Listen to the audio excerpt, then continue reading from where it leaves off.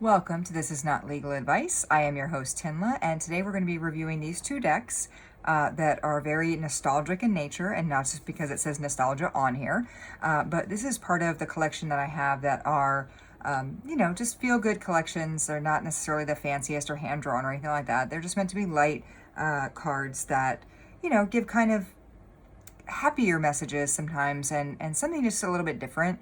And so I know that there are some people who feel very strongly about AI or things that are not hand-drawn, but I'm not really getting into that with these. I'm just taking them at face value.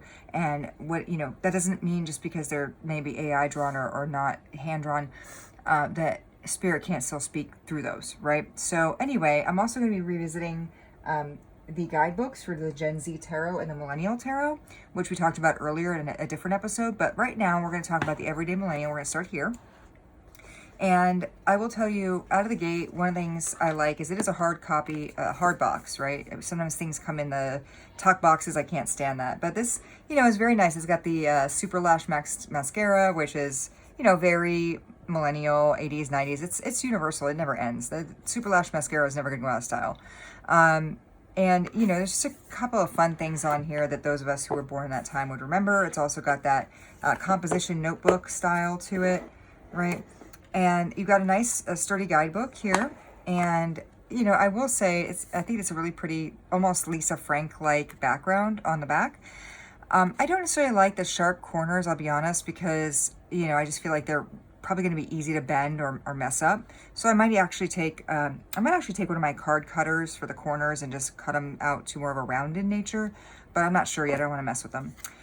They do have a really nice shuffleability. Right? The texture is really smooth and nice, and they bend nicely, which is good. And then again, it's something that it's a lot of fun. It's got it's got the numbers, which are great. We love numbers because then it's easier to find them in the book. We've got, just a lot of things that are very timely for those of us who grew up in that era. And again, the book is really great. It's got some, quippy, things in here about how to play with the deck and ways to, it says one card pull, spin the bottle. How fun is that? And you've got a couple of other spreads in here that are, got fun little names like 7 Minutes in Heaven. And then again, there's brief but effective descriptions of what's going on here. And again, it's not just that it's fun and, oh, look, we got the DARE program. Isn't that fun? Oh, Lord. It was wholly ineffective, but whatever. If you don't know what it is, kids, look it up. It was something. Anyway, the point is, it's giving you enough to get a sense of it. You can see the pictures and take what you will from that on an intuitive level, but, not so much that you're going to be burdened or weighed down by just too much text, So I really like this deck a lot, and I just think, like I said, it's a lot of fun. It can still give very important messages. Really, the way I see the cards is, you got to go with the cards that feel right to you, at least in my opinion, right? I feel like part of how I process things and work with spirit is by intuiting which cards are appropriate or feel right for each reading.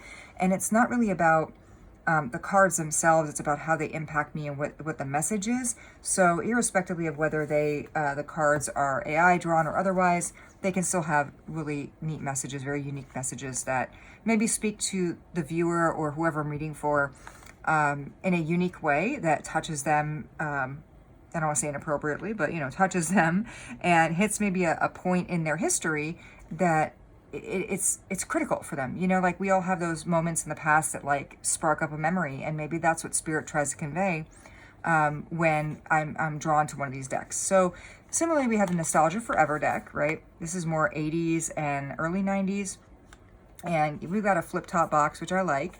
Unfortunately, there's nothing here, but we do have a guidebook. It doesn't have the firm binding like the other one does. We have this happy little bowling ball looking thing here.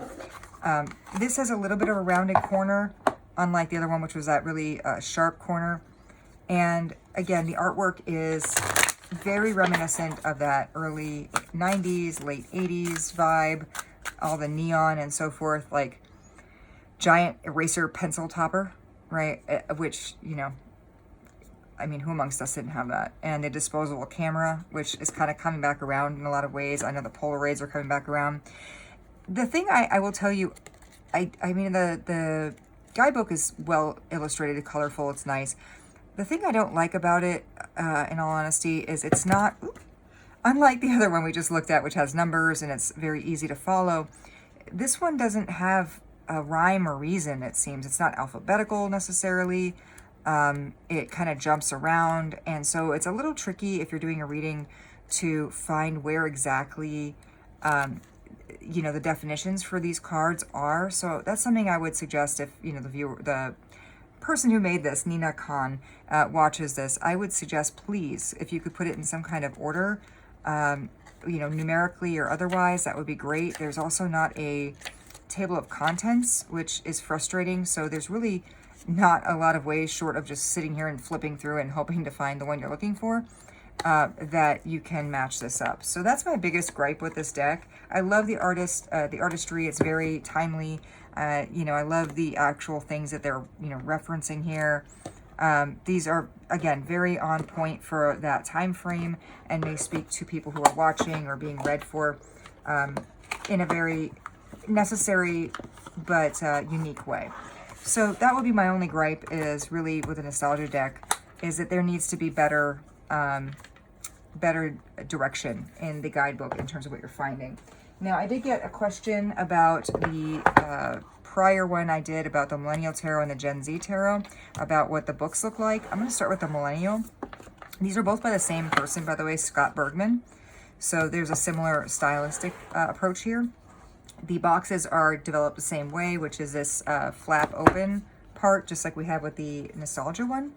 What I will tell you, I don't know how I feel about it. You know, the deck, or excuse me, the book is meant to sit with this little flappy thing in here. It's like that, right? It tucks in there, and then you have the cards. But I know me, and these will all just fall out if I open it the wrong way. I'm such a klutz about things sometimes. It's just, I feel like it, if I don't pay attention, it's just gonna all, like, the book's gonna fall out, everything's gonna fall out. So I don't know that I like that style, honestly. I really don't. But maybe you do, and it's fine. I'm not saying it's bad. There are worse things, again, like tuck boxes, which, but anyway, in terms of the guidebook themselves, the guidebooks, you know, we have them broken out by the suits here. Of course, we have our major arcana, and then we go into the vibes, which I believe is wands here. And then we have the feels, which is cups. We have thoughts, which are swords. And the swag, which is pentacles. And it's all in order. It goes straight through from ace to king. And it also includes the reverse meanings, which I like a lot. Some decks are not amenable to that. Some decks don't include the reverse meanings, which, you know, leaves out a whole different interpretation. They have various spreads in here, and they're, you know, quippily named, like spreads in the city, spread your wings, all spread out, spread wide open, which I think is adorable. And, you know, it gives you, you know, it gives you a really good summary of what to do with this deck, particularly if you're someone who is new to tarot. I think it's a lot of, it's got some basic instructions. It doesn't speak down to you, but it gives you some sample reads, like I said, and it is pretty straightforward. I love the TLDR, manifesting results, for example, like just that sort of summary that some of us look for when we're doing readings. So I do like that. And again, that same style is present in the Gen Z Tarot. Again, we have that fold out with the flap here and the tuck, or excuse me, the sort of pocket for the cards. You know, we have the same, again, style book because it's the same author, where we have, you know, the introduction and some spreads here. You know, spready player one, which, you know, just a lot of cute little quips. It's also broken out by the specific suits, although we have, of course, the major arcana at the beginning, and it goes straight from ace to king. It doesn't sort of jump around. I have some decks where it goes like ace to 10, and then it will have like the you know, the page and the knight and the queen and the king in like a separate area. So I like keeping it all together personally, as to the suit. And so this has got a good, you know, flow to it. It makes sense. It's easy to find. And, you know, it's a nice sturdy, binding here, and it gives you enough detail to be helpful, but not so much to be overwhelming. So if you're new to tarot and you're looking for something that's just a little bit of fun, a little bit different, something that might, you know, draw some people in that wouldn't otherwise be drawn into tarot, it might be a good starting point. And again, just because something is, you know, a little cartoony, a little AI, it does not necessarily mean that it's a bad thing from the perspective of not giving an accurate reading. Again, different things mean different things to different people. You know, something here where, you know, we have an iconic card that might make you think of like a Beyonce or Lady Gaga. You know, like it's that might mean something very specific to somebody and is important to them in the reading. And so I don't want to discount something like that just because it's not in the traditional manner or it's not as fancy as a hand-drawn deck. Spirit can speak through all manner of mechanisms, and so I am drawn to whatever decks I'm drawn to in a given reading, and I accept that for what it is. But you do you. I mean, everybody's got their own style, and I'm not trashing on that or dogging on that. You do you, boo, and whatever works for you. But from the perspective of, you know, different decks and whether you might want to add these to your collection, you know, these are, I think, great adds for me. The Nostalgia Forever is cool, but I don't like the way the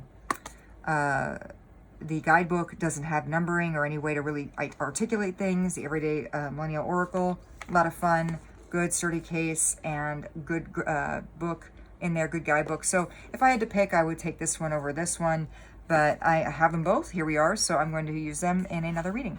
Thank you for joining me, and we'll look at another deck another time. Thanks.